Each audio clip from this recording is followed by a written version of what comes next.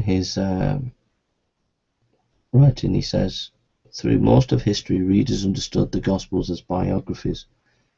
But after 1915, scholars tried to find some other classification for them, mainly because these scholars confused ancient and modern biography and noticed that the Gospels differed from the current trend, however, is again to recognize the Gospels as ancient biographies. Richard Burridge, a Dean of King's College London, states, traditionally the Gospels were viewed as biographies of Jesus, though they were used as windows onto Jesus, written for those who wanted to know about him. Even with the development of literary and historical critical studies, the quest for the historical Jesus still uses the Gospels as a basis to discover information about Jesus' life, teaching, and death. During the 19th century, biographies began to explain the character of a great person by considering his or her upbringing, formative years, schooling, psychological development, and so on. The Gospels began to look unlike such biographies. During the 1920s, scholars like Carl Ludwig Schmidt and Rudolf Bultmann rejected any notion that the Gospels were biographies. The Gospels appear to have no interest in Jesus' human personality, appearance, or character, nor do they tell us anything about the rest of his life, other than his brief public ministry and extended concentration on his death. Instead, the Gospels were seen as popular folk literature, collections of stories handed down orally over time. Far from being biographies of Jesus, the Gospels were unique forms of literature, sui generis, and this approach dominated gospel studies for the next half century or so. What does this mean? Well, basically, modern scholarship at the turn of the 20th century basically saw the Gospels not as biography, but as just mythological kind of literature. But things massively changed. And Burridge writes, in recent years, many genres have been proposed for the Gospels, but increasingly they have been again seen as biography. The works of Charles Talbot and David Orne has contributed greatly to this development, while my own work has attempted to give a detailed argument combining literary theory and classical studies with the Gospel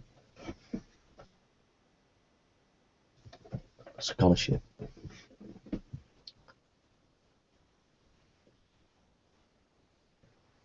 And Burridge gives some arguments as to why he believes that these Gospels are biography. He writes, if we compare the Synoptic Gospels with our biography, we note that Matthew goes straight into the subject ancestry like Nepos and Plutarch. Mark, however, like Exophon, begins with just one sentence, while some of Plutarch's lives start straight in Timoleon 1. Luke's use of preface can be paralleled in Lucian and Philo, with a paragraph each in Isocrates, Tacitus, and Philostratus, who all have a more extended prologue. Thus, the various beginnings of the Synoptic Gospels reflect the range of possibilities for biography with respect to an opening sentence or preface. Also, like most Greco-Roman biographies, Mark and Matthew include the name of their subject at the very start. Burridge also mentions about the Gospel of John fits Greco-Roman biography. He writes, the other common opening features of biography is an early use of the subject's name. Here the word comprises the fourth and fifth word, which is then identified with Jesus Christ, the first mention of Jesus' name at the end of the prologue. Our attention is next drawn to the Baptist denial of being the Christ, witness instead to Jesus. Thus, although Jesus' actual name is not part of the immediate opening words, he is clearly identified as the subject of the prologue, and his name and messianic identity commence the text itself after the prologue. The use of the name after the prologue was noted as a common feature in biographies such as the Agricola.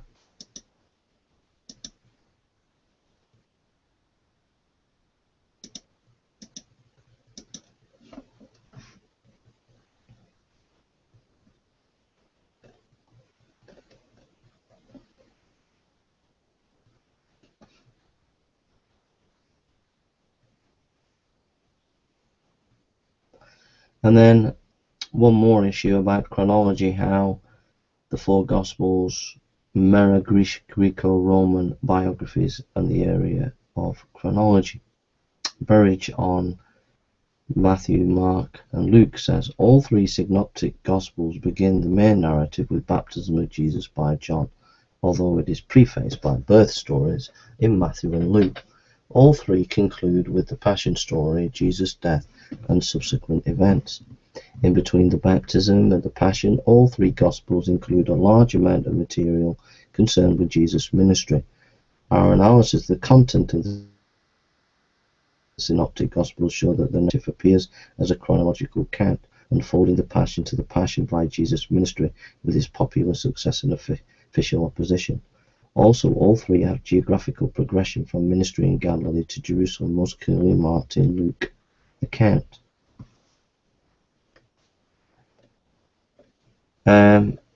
We could go on.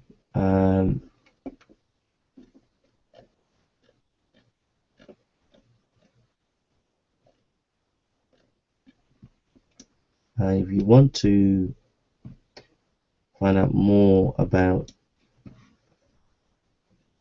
the genre of the Gospels, I would encourage you to read Richard Burridge, What Are the Gospels?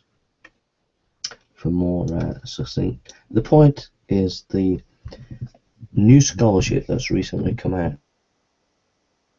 is by Burridge and others, shows us that the Gospels are actually mirroring Greco-Roman biography, which was heavily trying to do history based on eyewitness material. So the new research confirms that. That's the significance of what we're saying.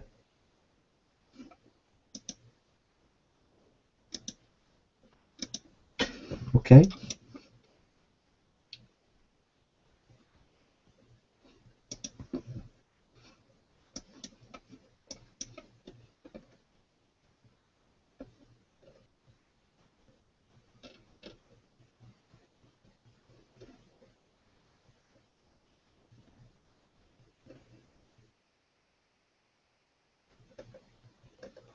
Okay, so why are the Gospels significant and important?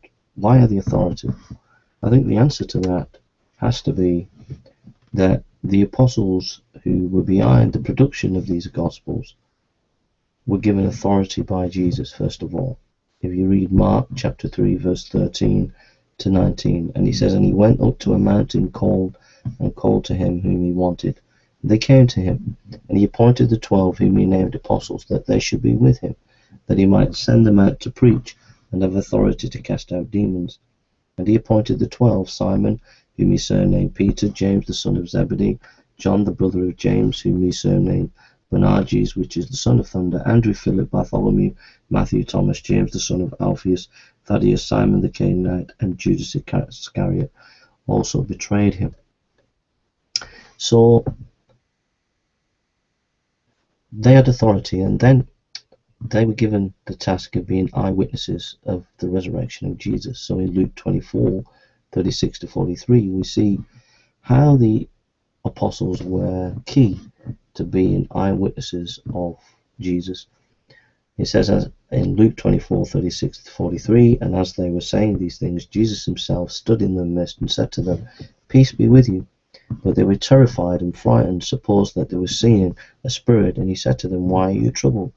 Why do doubts arise in your hearts? Behold my hands and my feet, what it is myself. Touch me and see, for a spirit does not have flesh and bones as you see I have. And when he had thus spoken, he showed them his hands and his feet. And while they did not yet believe it, because of joy and wondering, he said to them, have you any food here? And they gave him a piece of broiled fish